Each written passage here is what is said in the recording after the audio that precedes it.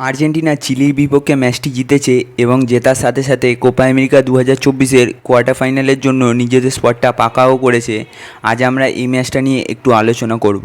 প্রথমেই আসি চিলি প্রসঙ্গে। কিছু কিছু মানুষ এই লাতিন আমেরিকান টিমগুলোকে এত ছোটোভাবে দেখেন যেন তারা ফুটবল খেলতে পারেই না। আপনি যখনই চিলি, পেরু, প্যারাগুয়ে এই জাতীয় দলগুলোর কোনো মেজর টুর্নামেন্টে খেলা দেখবেন, তখনই বারবারই দেখবেন তারা বড় বড় দলগুলোকে আটকে দিয়েছে অন্তত গোল করার থেকে। যেমন আজকে চিলি প্রায় তাদের ডিফেন্সিভ এবং ফিজিক্যাল পারফরমেন্স দিয়ে আটকে দিয়েছিল আর্জেন্টিনাকে। আর্জেন্টিনা যে ম্যাচটা খুব একটা খারাপ খেলেছে এটা বলার জায়গা নেই। পুরো ম্যাচটা জুড়ে আর্জেন্টিনার ডমিনেশন ছিল, সেটা আপনি স্ট্যাটিস্টিক দেখলেই বুঝতে পারবেন।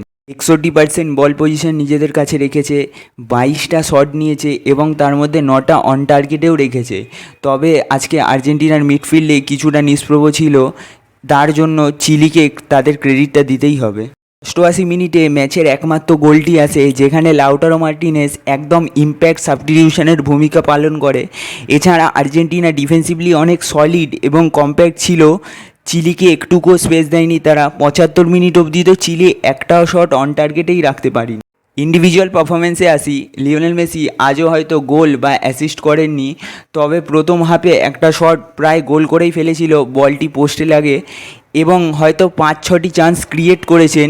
একটা প্লেয়ার যখন একটা ম্যাচে 5-6টি চান্স ক্রিয়েট করে তখন আপনি তাকে কোনোভাবেই বলতে পারবেন না সে খারাপ খেলেছে, কারণ ফুটবল শুধু গোল অ্যাসিস্টের খেলা নয়। আজ কুটি রোমেরো এবং লিসান্ড্রো মার্টিনেজের পারফরমেন্সটা আমার খুব সুন্দর লেগেছে। যত তারা একসাথে খেলছে দিন দিন তাদের খেলা আরও ইমপ্রুভ হচ্ছে।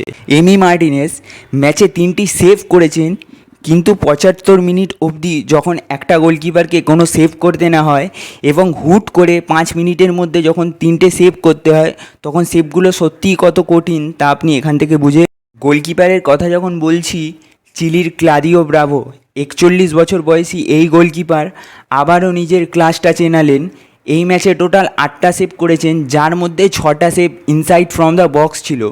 সত্যি ব্রাভোর পারফরমেন্সটা অসাধারণ ছিল, তার এক্সপিরিয়েন্স আজ তার পক্ষে কথা বলল এবং তিনি আজকের ম্যান অফ দ্য ম্যাচও হয়েছেন।